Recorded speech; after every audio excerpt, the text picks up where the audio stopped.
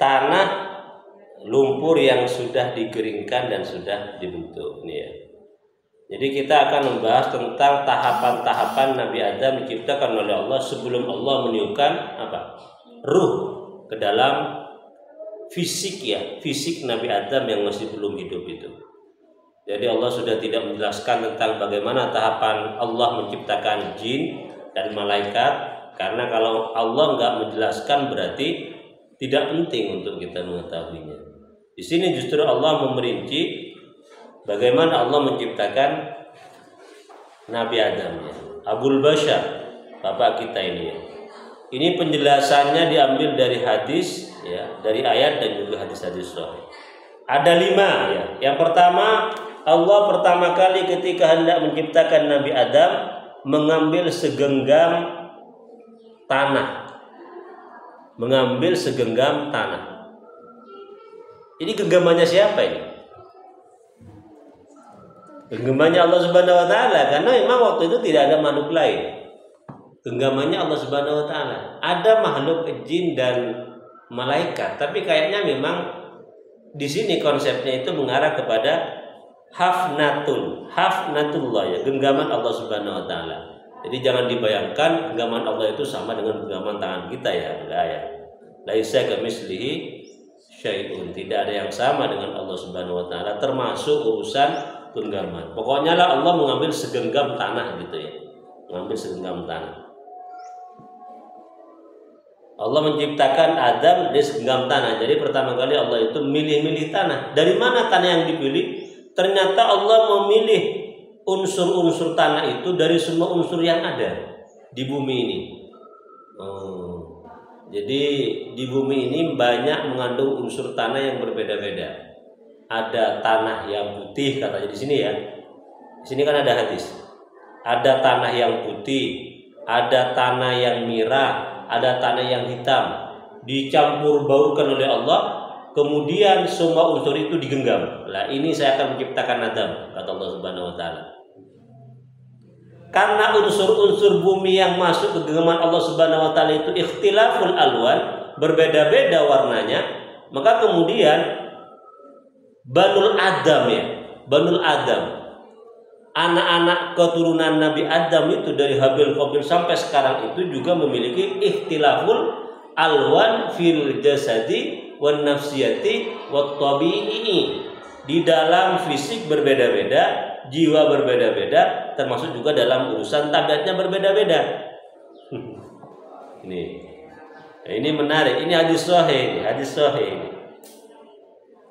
Karena perbedaan unsur tanah itulah yang menciptakan manusia juga itu memiliki perbedaan yang tidak satu sama lain. Ada manusia yang fisiknya hitam, ada apa enggak? Ada, berarti yang dominan di dalam fisiknya itu unsur tanah yang hitam yang dulu oleh Allah diambil untuk menciptakan Nabi Adam. Siapa ini orangnya yang hitam? Warga yang memang dominan hitam itu warga mana? Habasyah, Ethiopia, Afrika, kita mengatakan Negro gitu ya, Negroid gitu ya. Itu hitam, berarti yang dominan memang unsur hitam dulu yang menjadi bagian dari penciptaan Nabi Adam. Ada yang putih, mana yang putih? Asin, Cina ya, Cina ini ada yang putih nih. Wal abyad ada yang putih. Mana lagi? Jepang, Korea, itu daerah-daerah negeri-negeri yang mata sipit rata-rata yang hitam-hitam itu ya. Arab putih mana? Tak pati ya, Arab tak pati ya, tak pati ya. Ya pokoknya yang orang-orang putih itu memang ya pigmen ya, atau kulitnya memang itu dibentuk dari unsur putihnya unsur bumi yang dulu oleh Allah diciptakan, diambil untuk menciptakan Nabi Adam. Ada yang ini yang kata hadis Nabi itu al-ahmar. Faja'a minhumul ahmar, orang yang bertubuh merah. Seperti apa? Orang Turki itu merah ya. Bukan putih, bukan hitam, tapi kemerah-merahan itu. Fisiknya itu kemerah-merahan. Jadi ada orang yang memang kulitnya itu merah.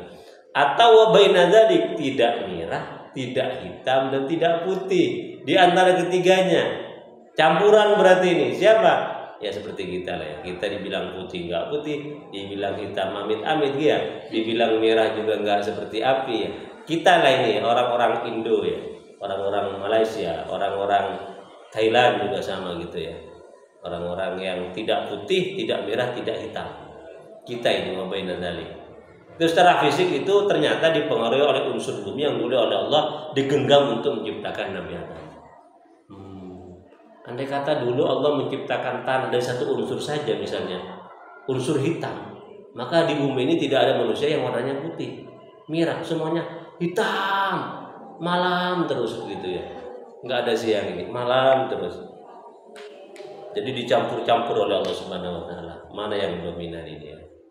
Begitu caranya berarti.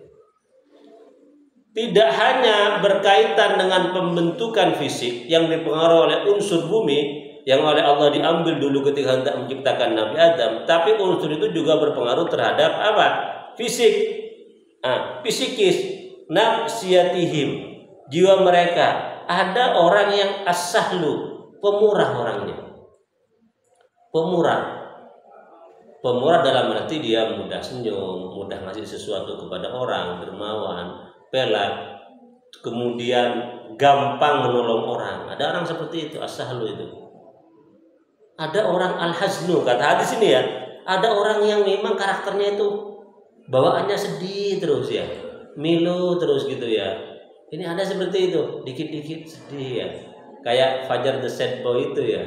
Fajar yang wajahnya emang itu karakter sedih-sedih gitu ya, sedih terus ya. Sedih gitu ya.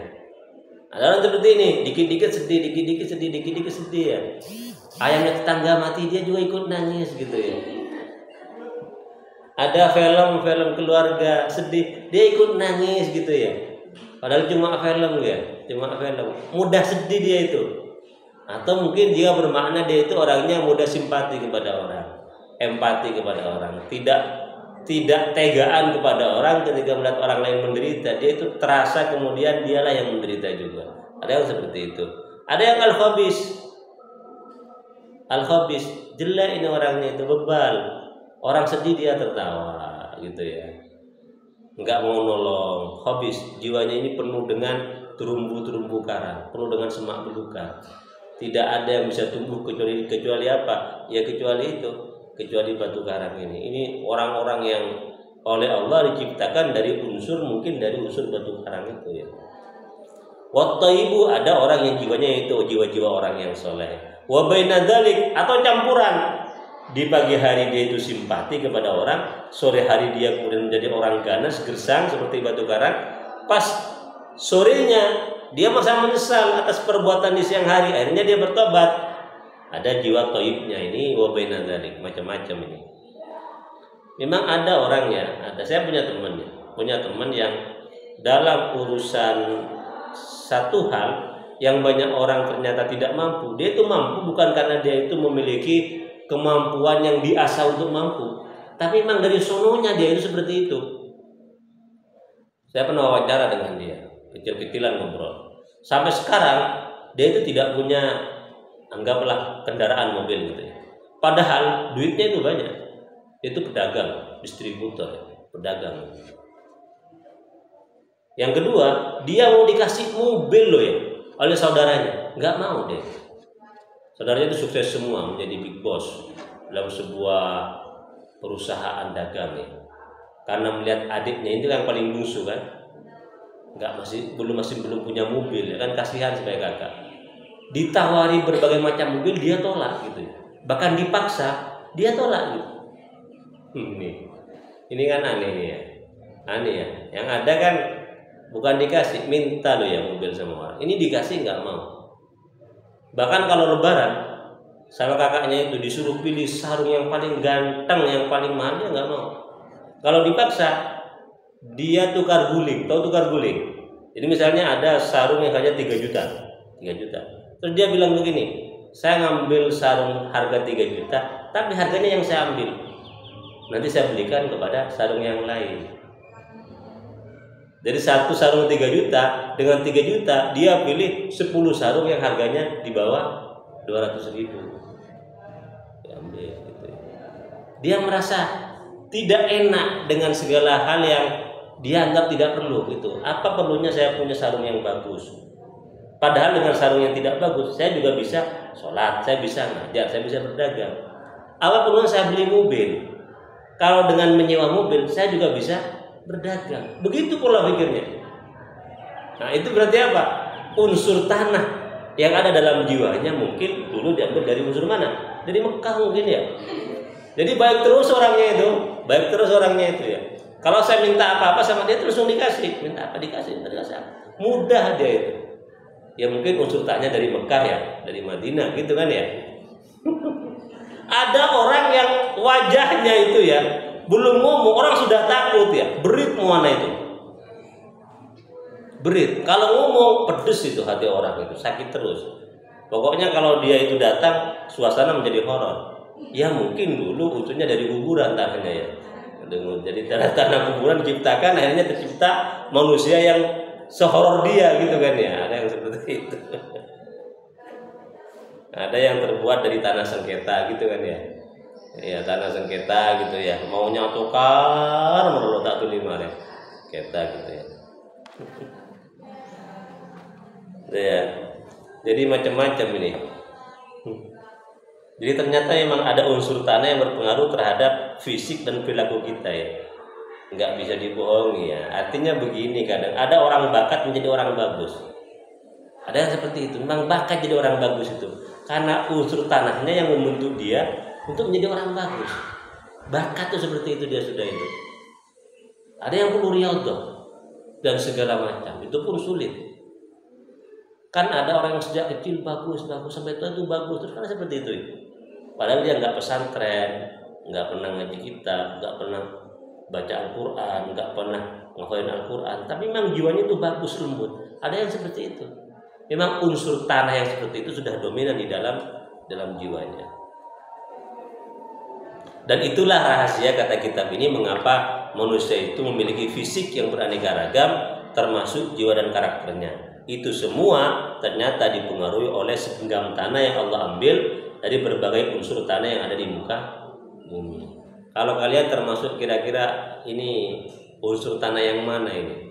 Apa yang dari Mekah, apa yang dari kuburan, apa yang dari tanah sengketa, atau dari tanah ladang? Tanah ladang itu berarti orang yang sekali dikasih nasihat itu tumbuh, mudah tumbuh, ranum, bagus, banyak zat haranya, subur jiwanya itu.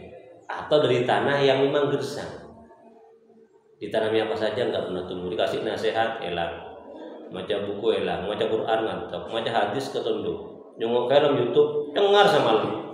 Seperti jiwa-jiwa seperti apa itu.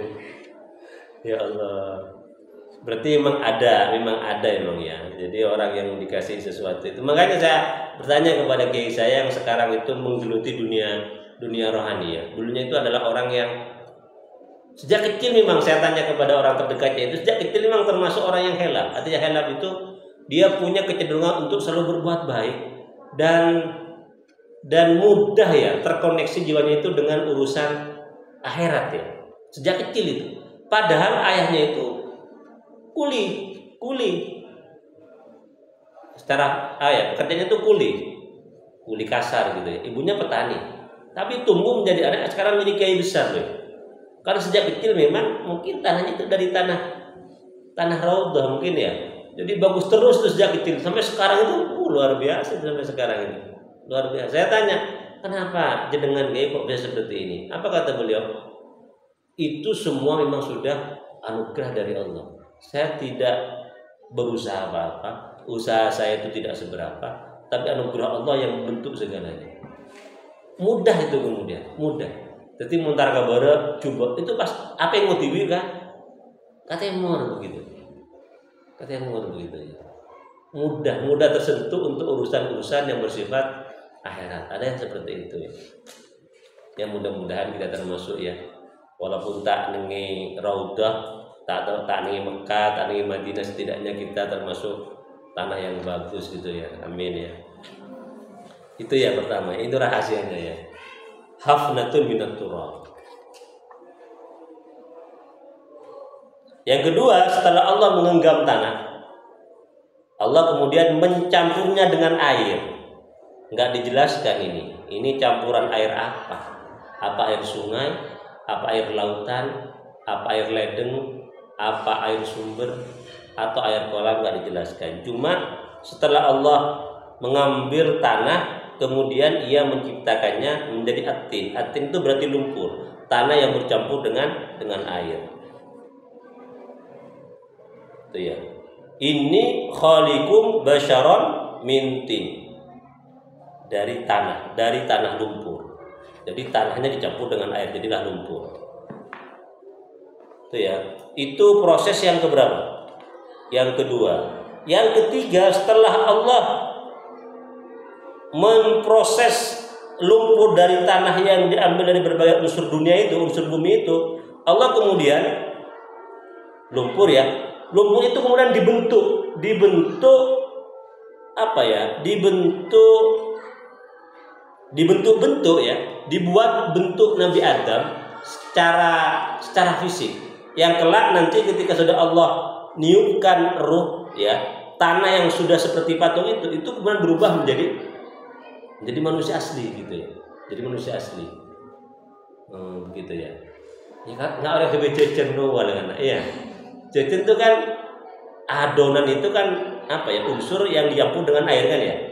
Agabe jajan manoan, agabe jajan bubaruan, agabe jajan apa misalnya salju itu kan setelah jadi adonan itu kan dibentuk ya, dibentuk.